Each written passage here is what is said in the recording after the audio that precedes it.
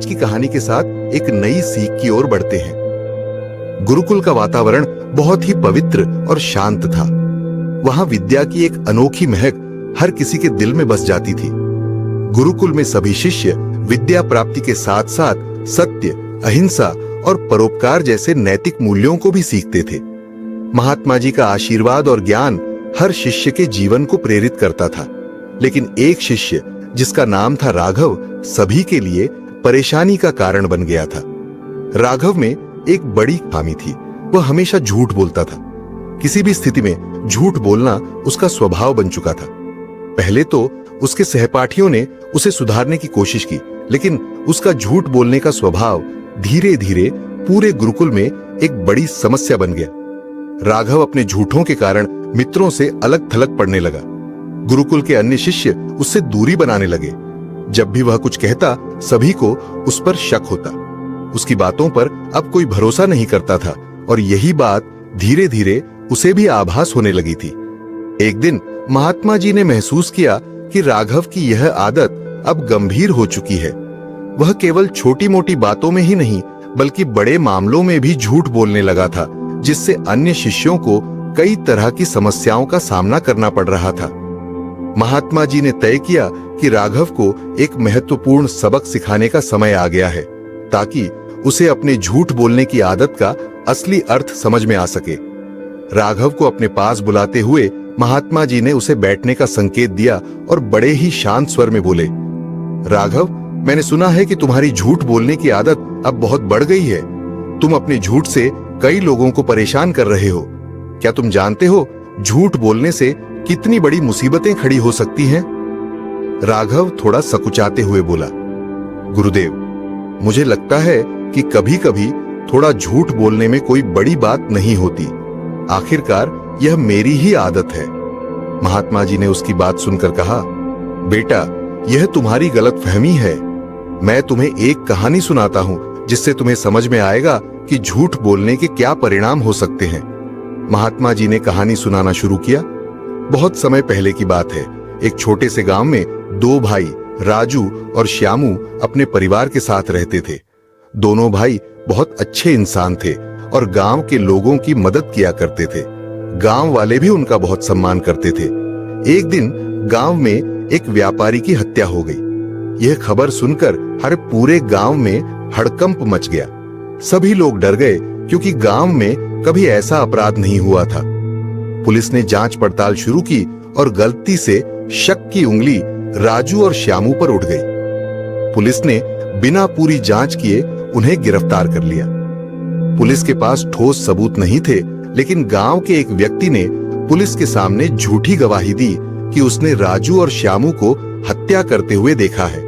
वह व्यक्ति खुद से ही नफरत करता था और राजू श्यामू के प्रति ईर्ष्या रखता था, इसलिए उसने उन्हें फंसाने का फैसला किया।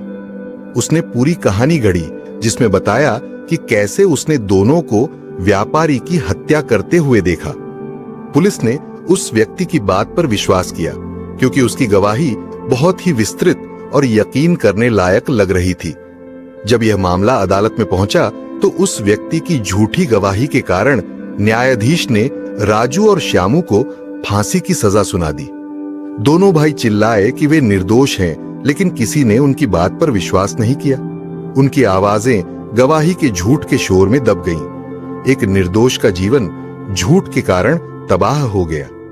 फांसी के दिन राजू और श्यामू अपने आखिरी शब्द कहने के लिए बोले, हम निर्दोष हैं, लेकिन झूठ की ताकत ने हमें यहां तक पहुंचा दिया है। हमारी मौत किसी के दिल में सच्चाई की जगह भर सके, तो शायद यह हमारी सजा का अंत होगा। जब इस घटना का सच बाद में सामने आया, तो उस झूठी गवाही देने वाले व्यक्ति को समाज ने हमेशा के लिए त्याग दिया। उसकी जिंदगी बर्बाद हो गई और वह पूरी जिंदगी खुद से घृणा करता रहा। एक झूठ ने कई लोगों की जिंदगियां बर्बाद कर दी। महात्मा जी ने कहानी समाप्त की और राघव की ओर देखा। राघव की आंखों में पछतावे का भाव था। उसे यह समझ में आ चुका था कि उसके झूठ बोलने की आदत केवल उसे ही नहीं, बल्कि दूसरों को भी नुकसान पहुंचा सकती है। उसने महसूस किया कि एक झूठ से न जाने कितने मासूम लोग पीड़ित हो सकते हैं। महात्मा जी ने कहा, राघव, एक झूठ की कीमत कितनी बड़ी हो सकती है तुमने इस कहानी से समझा होगा। लेकिन सिर्फ यही नहीं, झूठ बोलने के कई बड़े नुकसान होते हैं जिन्हें समझना बहुत जरूरी है। झूठ बोलने के 4 सबसे बड़े नुकसान महात्मा जी ने आगे समझाया। भरोसा खोना। जब कोई व्यक्ति बार बार झूठ बोलता है तो लोग उस पर भरोसा करना बंद कर देते हैं, जैसे कि तुम्हारे साथ भी हो रहा है। तुम्हारे मित्र अब तुम्हारी बातों पर विश्वास नहीं करते। एक बार अगर भरोसा टूट जाए तो उसे दोबारा पाना बहुत कठिन होता है। भरोसा ही किसी भी रिश्ते की नींव होती है और झूठ उस नींव को कमजोर कर देता है। मानसिक तनाव। झूठ बोलने से व्यक्ति हमेशा तनाव में रहता है। उसे हमेशा यह चिंता होती है कि कहीं उसका झूठ पकड़ा न जाए। इससे उसके मन में लगातार अशांति बनी रहती है। सच बोलने से इंसान मानसिक रूप से हल्का और शांत महसूस करता है, लेकिन झूठ बोलने से उसके मन में हमेशा एक डर और बेचैनी बनी रहती है। समाज में सम्मान का नुकसान। झूठ बोलने वाला व्यक्ति धीरे धीरे समाज में अपना सम्मान खो देता है। लोग उसकी बातों को गंभीरता से लेना बंद कर देते हैं। समाज में सम्मान पाना बहुत कठिन होता है, लेकिन उसे खोना बहुत आसान। एक सच्चा इंसान ही समाज में सम्मान पाता है और झूठ बोलकर वह अपनी इज्जत खुद ही गंवा देता है। व्यक्तित्व का नाश। झूठ बोलने की आदत व्यक्ति के व्यक्तित्व को भी कमजोर बना देती है। झूठ बोलने वाला हमेशा खुद को असुरक्षित और कमजोर महसूस करता है। उसका आत्मविश्वास भी कमजोर पड़ जाता है। सच बोलने वाला व्यक्ति हमेशा आत्मविश्वास से भरा रहता है, लेकिन झूठ बोलने वाला व्यक्ति अपने अंदर की सच्चाई को छिपाने के लिए हमेशा परेशान रहता है। हमेशा सच बोलने की आदत डालो। महात्मा जी ने राघव के कंधे पर हाथ रखकर कहा, राघव, सच बोलना ही एक ऐसी आदत है जो तुम्हें हर स्थिति में सुरक्षित और सशक्त बनाएगी। सच बोलने से तुम्हारा आत्मविश्वास बढ़ेगा और लोग तुम पर भरोसा करेंगे। हमेशा याद रखना कि सच्चाई ही वह ताकत है जो इंसान को कठिन से कठिन परिस्थिति में भी बचा सकती है। राघव ने सिर झुकाकर कहा, गुरुदेव, अब मैं समझ गया हूं कि झूठ बोलने से मुझे ही नहीं बल्कि अन्य लोगों को भी कितना नुकसान होता है।